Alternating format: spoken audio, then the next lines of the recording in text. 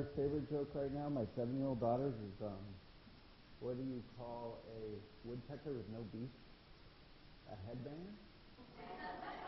But what I'm going to end up getting into today is doing what in my role I'm asked to do a lot, which is to come in and help define something with a client clearly enough where we can create a study to assess it and then ultimately to help them make actionable decisions. And so that was cool. I've been doing that for a while, and ecosystems is one of those concepts that is on everyone's tongues these days, but is still fuzzy enough that we can't study it in its current framing. We need to think a little bit deeper about it. So that's what I'm going to get into today. The other thing that is on people's minds when thinking about ecosystem is, are you locked into it in the same way that you are locked into a contract for your mobile data provider and your voice provider?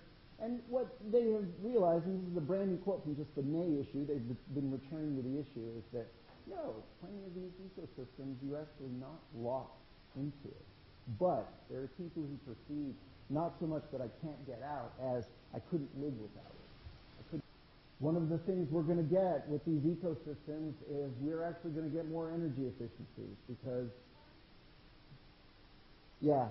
And you just play it. We don't have any sound, but you can just get the idea. What is this guy doing? The guy is not just have one, screen monitor controlling another monitor. He's controlling all the lights in his home. He's controlling the temperature. He's walking in. He can get that all set and automated. So what's going to be? This is an example of emergent property. You might not be able to predict it from this whole stack, but what you're going to be able to get here is is environmental control more than you had before. So what they've done here is they have taken a projector like that one, retooled it for the living room, and instead of shining it to replace your TV, they're shining it at your TV, and they're extending what is on the TV off the side of it. But the cool thing about the projector, it has a very smart sensor where it actually reads all of your shelves and stuff, and then adjusts accordingly.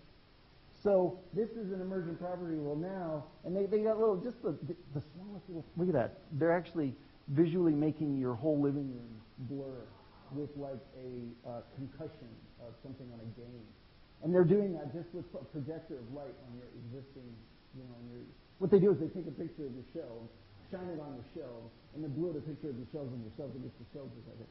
And then there's a little thing where like a ball will bounce on the TV, and then it'll roll onto the floor. And so, but it's a projector. It's a projector, and it's a distance sensor, and it's TV, and it's an Xbox. Microsoft researching that. And I don't know. I mean, this is the hard part, and unfortunately, this is where we trail off, and unfortunately, where in some ways I fail you. It is to get to see the emergent property, which will be the only reason people switch ecosystems.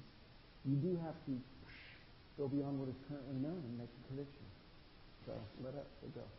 Okay. So thank you very much.